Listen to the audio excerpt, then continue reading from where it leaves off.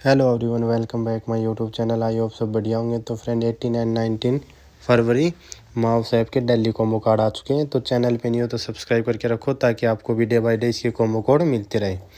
तो चलो friend video start करते हैं। तो देखो फर्स्ट जो कार्ड रहेगा अपना कार्ड रहेगा 2 नंबर पे जो है सेकंड नंबर वाला। तो चलो सिलेक्ट कर लिया। देखो सेकंड नंबर का। अभी नेक्स्ट कार्ड रहेगा अपना कार्ड नंबर 1